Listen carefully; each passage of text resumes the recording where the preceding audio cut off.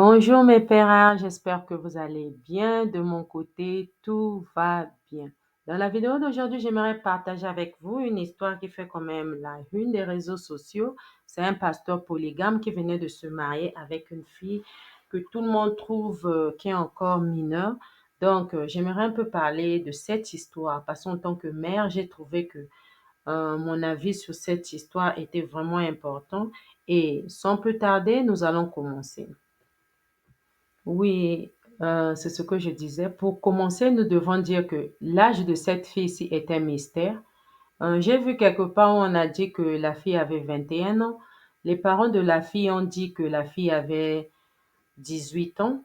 Et il y a une autre personne qui se dit membre de la famille de la maman de cette fille, dit que la fille a 11 ans. Donc, en tout cas, jusque-là, jusqu'à preuve de contraire, quand nous verrons l'acte de naissance de la fille, c'est là où nous saurons réellement son âge. Sinon, pour l'instant, nous ne savons pas son âge, mais elle a l'air mineure. Quand vous voyez, vous pouvez voir qu'elle n'a pas l'air d'une fille qui a 18 ans. Donc, c'est un peu ça.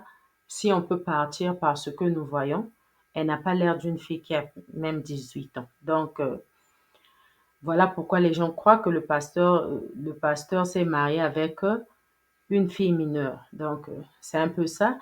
Et sans plus tarder, je vais essayer de dire ce que je pense de cette histoire et ce que nous pouvons faire. Oui, premièrement, je crois que je ne toucherai pas ce sujet sans pourtant parler un peu de ce que je crois sur la polygamie. En fait, la polygamie, bon, c'est un choix, je crois, des adultes, une personne adulte qui trouve qu'il peut être polygame, bon, cela n'engage que lui. Mais en ce qui concerne un pasteur, une personne qui se proclame pasteur ou serviteur de Dieu, je crois que la Bible, le christianisme en fait, se base sur la Bible. Et dans la Bible, nous n'avons pas vu un pasteur qui a été polygame. Donc, ce pasteur-ci, je ne sais pas, il suit l'exemple de qui et il le fait par rapport à quoi. Et j'ai juste pitié des personnes qui le suivent.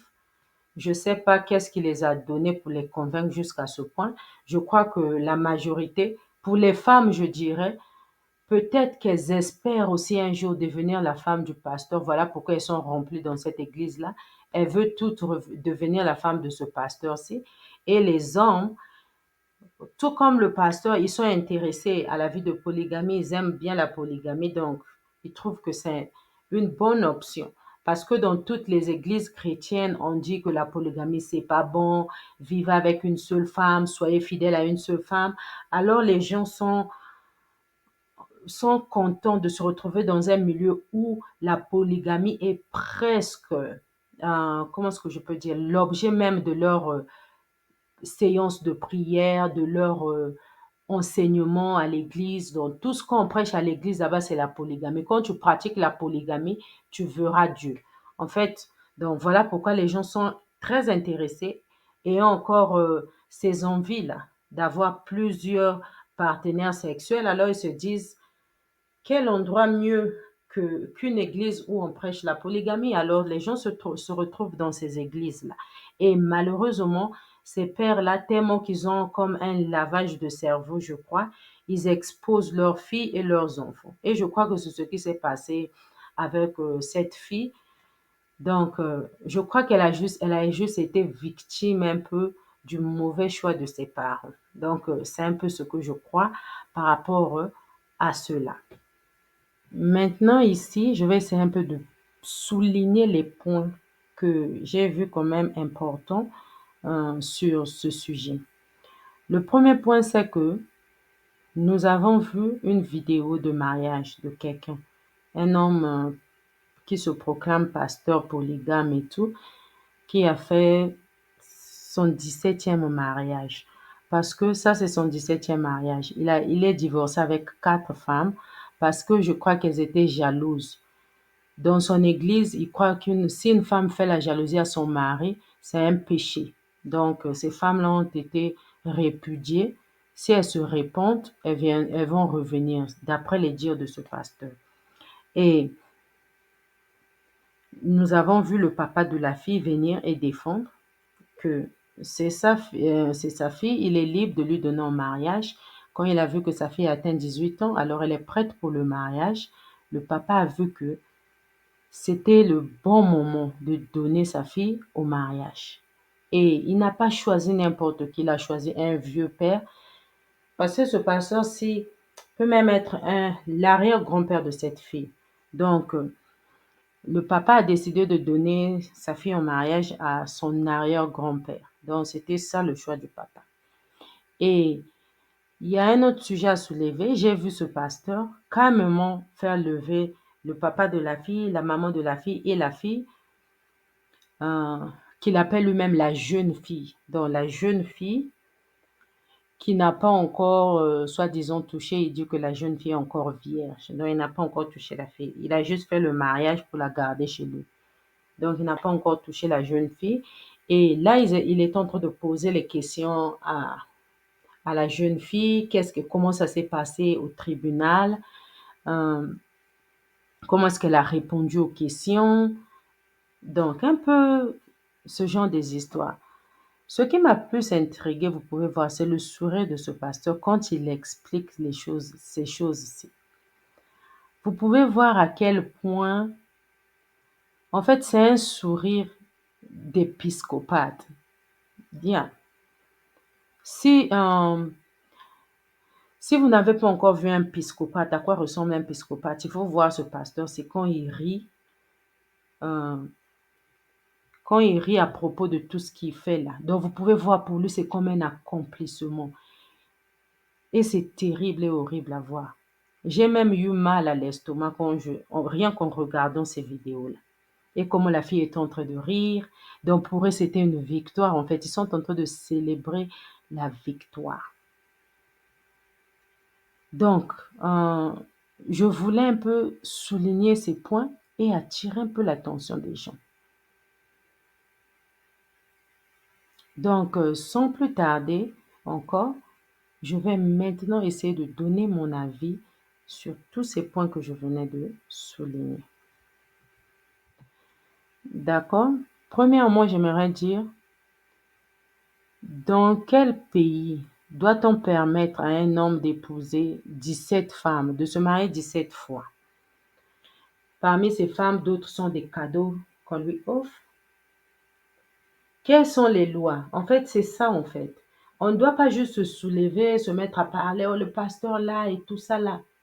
Essayons un peu d'analyser les lois, parce que nous sommes au 21e siècle. Ce pasteur-ci est un pasteur de la RDC. En RDC, là-bas, n'y a-t-il pas les lois? Que dit le code de la famille? Le code de la famille limite la polygamie à combien? Et qu'est-ce que le code de la famille prévoit pour protéger ces femmes-là?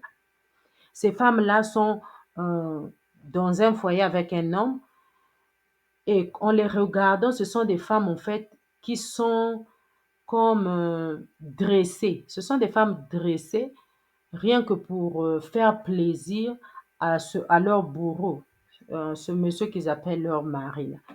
Donc, en fait, leur but, c'est faire plaisir à ce bourreau-là. Vous pouvez voir comment elle célèbre le monsieur, elle vient en train d'embrasser le monsieur et tout ça là, elle rit. Donc, ça, c'est sur la vidéo. Leur vie, en dehors des vidéos et des caméras, on ne sait pas ce qui se passe. Bon, est-ce que le gouvernement de la RDC a pris le temps d'aller voir dans quelles conditions vivent ces personnes? Parce qu'en temps normal, une petite chambre ne peut avoir au maximum que 2 personnes. Si ce monsieur se permet de prendre au moins 14 épouses ou 13 ou que sais-je, et il a dit lui-même qu'il a 30 enfants, a-t-il une maison de 30 chambres ou bien au minimum 15 chambres? Où est-ce qu'il place ces femmes-ci? Il les entasse tous dans une même maison? Parce qu'on doit admettre que dans notre pays, dans nos pays africains, la pauvreté est à son comble. Vous pouvez voir la vidéo là où on a montré la maman de la fille, là où elle vit. Là où elle vit. C'est vraiment une taudis, une vilaine maison. Donc, cette fille-là, en quittant cette maison-là, en allant chez le pasteur, là où la maison est un peu plus apparente, la fille trouve que c'est un accomplissement pour elle. Elle vient de réussir dans sa vie. Donc, quand le gouvernement voit un homme en train d'épouser toute une multitude de femmes, ne voyez-vous pas que c'est la responsabilité du gouvernement d'essayer de voir dans quelles conditions cet homme est en train de placer ces femmes? Puisqu'en épousant ces femmes, ils auront bien entendu des enfants. Vous pouvez écouter, il en a 30. Quel papa aura la capacité de prendre soin, d'être un vrai père de 30 enfants au même moment? Comment est-ce qu'il fait ça? Il doit sortir un livre pour essayer de nous montrer, d'enseigner. Parce que pour d'autres, c'est même difficile d'élever 4, 5. Mais lui, il peut élever 30 et faire son travail de père normalement.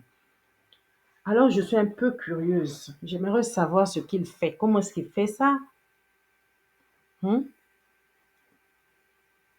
C'est quand même très terrible et triste. Ça, ce sont des choses, moi, ici, je vois que ce sont les défaillances de nos gouvernements. Que prévoit le code de la famille de la RDC sur ces problèmes-là? Parce que j'ai vu, quelque part, ils ont dit, un mariage polygame est valide après 1951. Donc, ça veut dire qu'un mariage polygame, je crois que le code n'a même pas limité le nombre. Voilà pourquoi le monsieur se permet de prendre, il arrivera jusqu'à 100. Puisque son église, s'il peut même se lever et dire, qui d'entre vous aimerait devenir ma femme? Je crois que la moitié des femmes de son église là vont souhaiter devenir sa femme. C'est ça leur rêve, les femmes de l'église là. Ils trouvent que devenir la femme de ce pasteur-ci, tu es déjà arrivé au ciel.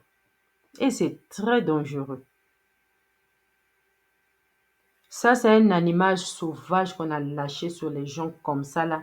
Et ils se disent rien. Et ils se croient tout permis. Vous pouvez le voir comment il est en train de rire là. Donc pour lui, c'est un accomplissement. Quelle suprématie. Et c'est triste et très horrible. Si tu as de l'argent, encourage ces enfants-ci à aller à l'école. Encourage-les en tant que pasteur. Nous sommes au 21e siècle. Aujourd'hui, vous allez dire que non, nos mamans, ceci. Même nos grands-parents, les vieilles mamans là, elles partaient au champ. Parce qu'en ce temps-là, d'autres faisaient de la cueillette, d'autres faisaient. En fait, elles faisaient quelque chose. C'est nos grands-parents là, nos arrière-grands-parents, elles faisaient quelque chose, les femmes. Même dans la Bible, quand on parle de la femme vertueuse, dans Proverbe 31, on dit que la femme vertueuse est comme un navire marchand. Elle a des servantes, elle a ceci. Toi, quand tu épouses les femmes là, tu leur donnes des servantes ou bien tu les épouses pour les mettre chez toi et faire d'elles tes esclaves. Hein? Ça, c'est terrible. Et aujourd'hui, les femmes là, elles n'ont plus rien dans leur tête que de se marier. Chers parents, encouragez vos enfants à aller à l'école. Le mariage n'est pas une fin en soi. Apprenez à vos enfants comment elles peuvent devenir des femmes travailleuses, battantes. C'est de ça qu'il s'agit.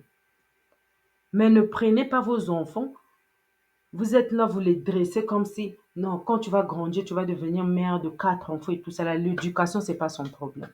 Voilà pourquoi on peut voir cette fille, je sais pas, elle était en quelle classe. On s'est dit oui, elle peut arrêter de fréquenter. Puis elle a déjà atteint 18 ans. Son but sur cette terre, c'était de se marier. Donc elle n'a qu'à aller se marier là-bas. Sérieusement. Et vous pouvez voir, je sais, je me souviens en grandissant, comment les filles dans des conditions de précarité pouvaient souhaiter avoir un homme qui va les sortir de la pauvreté. Or, le mariage, ce n'est pas un billet qui va te permettre de sortir de la pauvreté. Apprenez à vos enfants de travailler. Chères femmes, sœurs, jeunes filles, travaille, utilise tes mains, la sueur de ton front pour travailler, avoir ton argent. Quand tu vas trouver un mari que tu vas épouser, ça sera un partenaire pour la vie. C'est quelqu'un avec qui tu vas construire tes projets. Mais tu vas pas chercher quelqu'un. Voilà pourquoi les filles aujourd'hui sont en train de se retrouver dans des mariages médiocres parce qu'elles se disent que quand elles voient un homme qui a plus de moyens qu'elle, qui a plus de, en fait, qui va essayer d'améliorer les conditions dans lesquelles elle se trouve, alors elle se marie direct avec le monsieur sans même vérifier s'il y a quelque chose qui ne va pas avec le monsieur. Et vous vous retrouvez avec les pervers comme ça. Le papa, pauvre de la fille, le papa est pervers. La maman aussi peut-être est pervers, je ne sais pas, parce que quelle maman? Je suis une mère, j'ai mes enfants. Je ne souhaite, en fait, je ne sais même pas comment je pourrais prendre ma fille et offrir à quelqu'un comme ça, comme un cadeau. Tout son avenir. Si elle est majeure réellement, n'avez-vous pas trouvé, n'avez-vous pas pensé qu'elle pouvait faire son propre choix? Puisque vous dites qu'elle est majeure. Si elle est mineure, ne trouvez-vous pas que vous êtes en train de voler sa jeunesse? Le gouvernement de la RDC peut retrouver l'âge de la fille. Là, vous n'avez pas des souches. Elle était née dans quel hôpital? Faites des investigations. Au lieu d'appeler la fille au tribunal, tu as quel âge? On t'a forcé de te marier. Comme elle racontait là, comme elle racontait dans leur église, elle était en train de rire. Faites des investigations. Faites des investigations. Si c'est un enfant, ce pasteur doit être arrêté. Il doit être arrêté. Si c'est un enfant, si c'est réellement un enfant, prouvez-le que c'est un enfant. Puisqu'il y a des gens qui disent que c'est un enfant, il y a des gens qui étaient là quand l'enfant a été né. Son papa et sa maman n'étaient pas seuls dans ce monde quand cet enfant était né. Donc, les gens qui étaient proches de cette fille peuvent avoir une idée. Et si ce pasteur est réellement un pasteur, dans sa Bible qu'il lit là, puisque le papa est pasteur, le papa est pasteur, le beau-fils est pasteur. Les deux là dans leur Bible qu'ils lisent là, ils ne savent pas que le mensonge est un péché pour venir mentir l'âge de la fille. Ça, c'est quel genre de lavage de cerveau, ça? L'Afrique a besoin, en fait, l'Afrique a besoin d'aide en beaucoup de points. Toi, si le monsieur, la pasteur, là, tu as beaucoup d'argent. Fais des orphelinats, aide les enfants qui ont besoin d'aide, aide ceci. Si cette fille-là, peut-être si tu pouvais lui demander, oh, tu as besoin de quelqu'un qui va t'aider, être ton sponsor, essayer de te donner même seulement, je ne sais pas, 10, 15 dollars par mois. Peut-être la fille-là devra accepter, elle ne veut même pas se marier. C'est la misère qui pousse les parents à faire des choses comme ça. Ils se disent que leur enfant, c'est la personne, c'est leur chance qui va les permettre de sortir de la pauvreté. Et ça, c'est pas normal. Essayons de nous réveiller, réveillons-nous, réveillons-nous. La RDC a besoin de revoir ses lois. Les lois ont fait des amendements. Aujourd'hui, nous sommes au XXe siècle. Aujourd'hui, j'aimerais juste dire, en fait, j'aimerais conclure avec cette vidéo juste pour dire que le mariage n'est pas un luxe. J'aimerais que toutes les femmes, les parents qui me suivent, encouragent leurs enfants, filles ou garçons, à étudier. Les études, là, c'est important parce que ça va aider ton raisonnement. Que nos gouvernements africains, là, les présidents qui sont en Afrique, là, les ministères de l'éducation, là, essayez de travailler. Mettez l'éducation à la disposition de tout le monde. Que les enfants aient au moins accès à l'éducation du CP jusqu'au lycée quand ils auront leur bac. Qu'ils aient la possibilité d'étudier. Parce que si cette fille est en train d'étudier et qu'elle aimait vraiment ses études, peut-être qu'elle ne devait même pas penser au mariage. Donc, essayez un peu d'encourager les études. Vulgarisons l'éducation, que les enfants soient capables d'étudier, d'apprendre. Nous sommes au XXIe siècle, vous ne pouvez pas repartir, je ne sais pas, au temps de l'Antiquité ou bien au temps avant l'indépendance, là, de l'esclavage. Ça ne peut pas marcher. Parce qu'aujourd'hui, nous, on se plaignait, là, le blanc est venu, nous a rendu les esclaves dans nos propres pays, et ils sont venus nous coloniser. Aujourd'hui, vous êtes en train de faire les histoires des colons. Ça, là, c'est quoi, ça? Ça, c'est de l'esclavage. Ça, c'est un bourreau, et les gens de son église, là, sont ses esclaves. à qui ils dictent comment conduire eux et mener leur vie. Femmes, jeunes filles, hommes et tout le monde, le mariage n'est pas une fin en soi. Le mariage est important. C'est une union légale de deux adultes. Le mariage doit être quelque chose de consenti et ne peut donner que son consentement à un adulte. Si cet enfant est réellement mineur, le gouvernement de la RDC, ne croyez-vous pas que vous pouvez faire des investigations? Le papa là et la maman là n'étaient pas sûrs quand ils ont mis au monde leurs enfants. Le papa raconte des choses qui ne tiennent même pas debout sur Internet. Il dit que sa fille était tellement que la fille était petite, elle a commencé ses études à 9 ans. Qui peut retarder son enfant de 3 ans parce que l'enfant est trop petit? Au contraire, les parents sont fiers de voir leur enfant qui fait petit, mais qui est dans des classes encore plus supérieures. Donc, ce que le papa dit là ne tient même pas debout. Et de surcroît, c'est un pasteur. Il est en train de mentir. Et les gens qui vous suivent là, je sais pas, vos membres de l'église là ne voient pas que oh, le pasteur a menti, c'est un péché. Notre Bible là ne dit pas ça. Ça, c'est horrible, c'est triste. Encourager les enfants à l'éducation. Aujourd'hui, on ne peut plus revenir, je sais pas, dans l'ancien temps, avant la colonisation. On ne peut pas. Parce que nous sommes au 21e siècle, les choses avancent. Vous allez voir les pays des autres, les choses sont en train d'avancer. Je sais qu'il y a des difficultés partout, il y a des défaillances partout. Essayons de prendre le bon côté des choses. Mettons l'éducation à la portée de tout le monde. Que tout enfant qui naisse en Afrique ait la possibilité d'aller à l'école, étudier. Parce que dans les pays, par exemple, là où nous vivons ici, l'éducation est à la portée de ton enfant. Même un parent très pauvre a la capacité de mettre son enfant à l'école, au moins du CP au lycée, que l'enfant là ait le bac. Après le bac, là, c'est ton choix. Si tu veux pas aller, c'est ton problème. Au moins, là, tu vas acquérir de la connaissance, du raisonnement. Ça va te permettre un peu de distinguer ce qui ne va pas. Parce que ici, là, c'est là où on dit que la religion est le pion du peuple. Ça, on voit ici, c'est la religion. Et c'est pas bien. Réveillons nos chers Africains. Ça, là, ce que je vois ici, là, c'est une autre forme d'esclavage. Vous pouvez voir comment ces femmes sont dressées là à rendre cet homme-là joyeux. Quand il vient là, elles applaudissent. Ça, c'est quelle vie, ça? En fait, ça, c'est dans quel monde?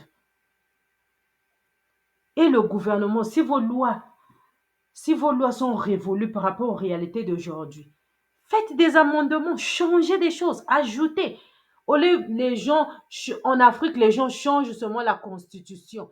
La constitution du pays, là où on parle des élections. C'est l'unique endroit qui est changé tout le temps. Mais la constitution qui doit être changée pour le bien-être des habitants de la population, ça, on ne fait pas. Les présidents veulent demeurer au pouvoir à l'infini. Changez la constitution pour le bien-être de la population. Mettez l'éducation à la portée de tout le monde et que les enfants apprennent, que les enfants partent à l'école. Cette histoire, vraiment, je ne sais pas, m'a fait très mal au cœur. Je suis une maman et je me suis représentée. Si c'était ma fille, mon cœur a saigné alors. Vraiment, merci de m'avoir suivi. N'oubliez pas d'aimer, de partager, surtout abonnez-vous sur cette chaîne et à nous revoir très prochainement.